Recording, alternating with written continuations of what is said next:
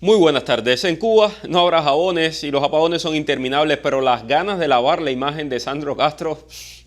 Sandro Castro, el más díscolo y también el más cómodo de la familia que ha gobernado Cuba por más de 6 décadas, aparece hablando en CNN en español y hablando bien del capitalismo. Además, criticando la gestión de Miguel Díaz-Canel. Lo más insólito, presentándose como un cubano común, un cubano más, un cubano sin privilegios. Yo no sé qué resulta más ofensivo, si escucharlo decir que su abuelo respetaba las opiniones de los demás o verlo afirmar que sufre las mismas carencias que millones de cubanos. Carencias que su propia familia ha ayudado a crear. En Cuba hay muchas personas que piensan capitalistamente. Sí, eso dijo el vástago. Bueno, lo dice el dueño del bar F, donde una cerveza cuesta 500 pesos.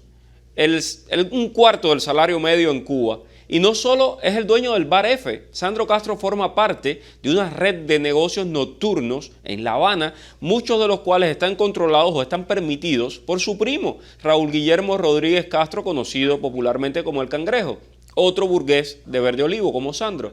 Sandro no es un cubano común. Sandro no sufre lo que sufre el pueblo, basta ya de mentiras.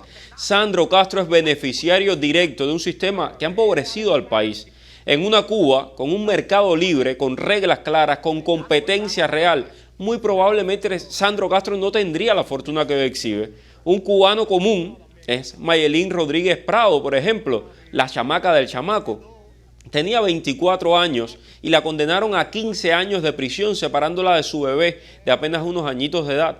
¿Cuál fue su delito? Transmitir en vivo una protesta en Facebook, una protesta que se llevó a cabo en Nuevitas. Lo que transmitió ahí fue que la policía estaba golpeando a los menores.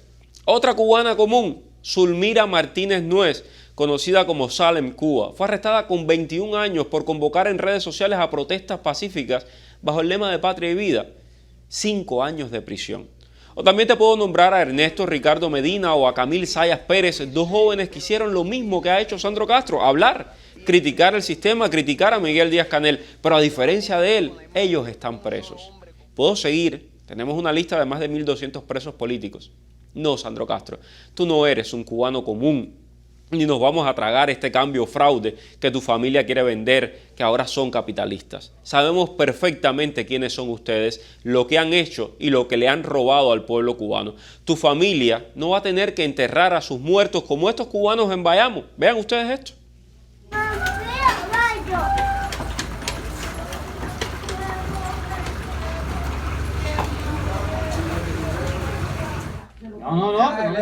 Súbelo. Ese familiar de él, chico, ¿cómo lo va a hacer? Si es familiar mío, yo lo estuviera subiendo hace rato ya. El comunismo nos va a llevar a las cavernas. En la Cuba de Castro, todos los apellidos son iguales, pero hay algunos que son más iguales que otros. Y mientras unos pueden hablar del capitalismo en la televisión internacional, otros pagan con años de cárcel por decir lo que piensan. Soy Mario Pentón, bienvenidos a Cuba al Día. Radio y Televisión Martí presentan Cuba al Día con Mario Pentón. Cuba al Día. ¿Y quién es Sandro? Este Castro al que CNN nos quiere presentar como un cubano más, un cubano que sufre lo que sufre el pueblo cubano. Un cubano que tiene una compañía, que tiene un bar en Cuba, un cubano que viaja, un cubano que tiene autos, un cubano que tiene de cuanto hay. Pero bueno, nada, nos lo quieren presentar como un cubano más, un cubano que sufre, ¿verdad? Vamos a escuchar lo que nos tiene que decir Luis Domínguez, nuestro querido amigo investigador de la Fundación para los Derechos Humanos en Cuba. Luis, este personaje es muy seguido por ti. Cuéntanos. Sí, él lleva tiempo bajo el radar de nosotros. Él es hijo del primer hijo que tiene Fidel con Dalia Soto del Valle. O sea, este es el hijo de Alexis Castro Soto del Valle, que nació un 16 de octubre de 1961 y es el primer hijo que él tiene con Rebeca Arteaga. Aquí lo tienes el video. Luis, efectivamente, mira, Sandro Castro nació cuando Fidel Castro tendría unos 60 y tantos años, y algo de lo que dijo en esta entrevista con CNN a mí me sorprendió. Dijo que Fidel Castro respetaba el criterio de los demás. Es increíble el nivel de cinismo, ¿no?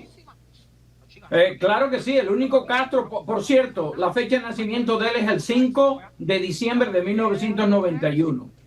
El único que puede decir las cosas que él dice es un Castro, porque si tú, un hermano tuyo, un hermano mío en Cuba, dice lo mismo que él dijo, no estaría ahí para contarlo, ya estuviera preso. En la introducción mencionaba varios presos políticos, presos y presas políticas que han estado, que están en este momento presos por decir cosas mucho más sencillas, mucho más, digamos, menos, incluso menos confrontacionales que lo que acaba de decir Sandro Castro en la CNN, diciendo de que el gobierno de Díaz-Canel era un desastre. Pero, Luis, ¿dónde vive Sandro Castro? Porque nos lo presentan como un cubano que sufre lo mismo que sufre el pueblo. Sandro Castro vive en el Cerro, vive en Luyanó. ¿Dónde vive Sandro Castro? Mira, esa pregunta está muy interesante, porque él ayer mismo destapa la desfachatez de la que él habla. Él era la única persona en ese barrio que tenía electricidad, porque él tiene una planta. ¿Y quién le consigue la gasolina para esa planta, para tener electricidad en su casa? ¿Vieron el refrigerador que tenía? Un LG, un refrigerador muy bueno, de acero inoxidable.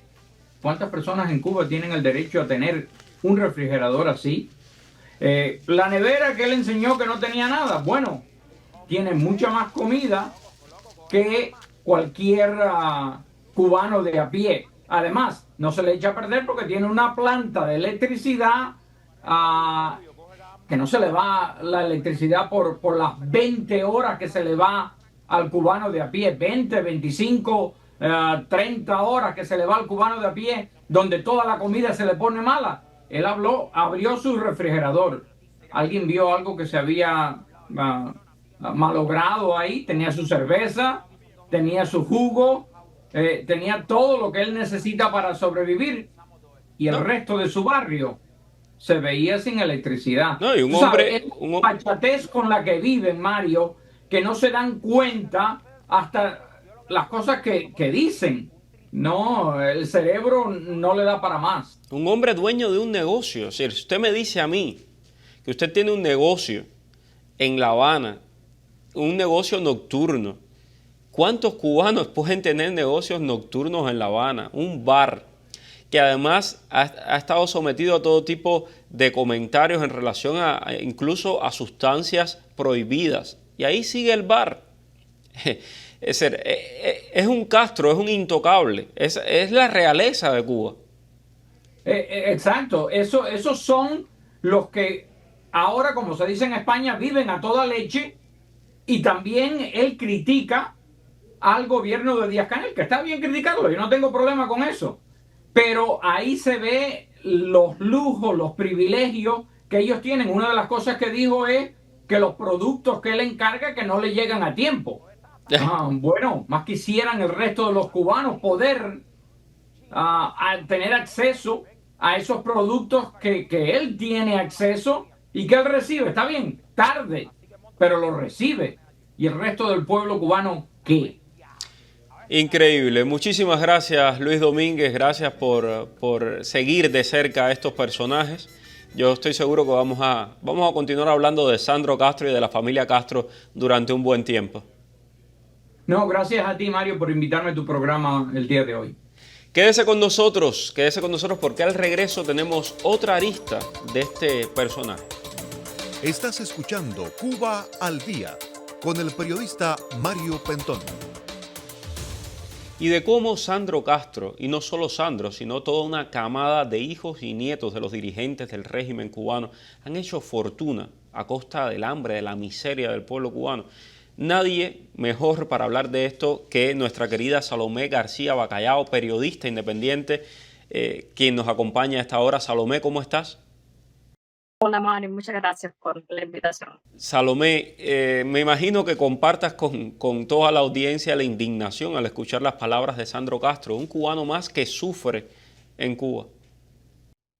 Exactamente, está ahí él en su apartamento donde vive solo, y no vive solo ahí porque toda su familia tuvo que irse para buscar una vida mejor, huyendo de la represión, ¿no? Está ahí, probablemente ese sea uno de sus tantos apartamentos.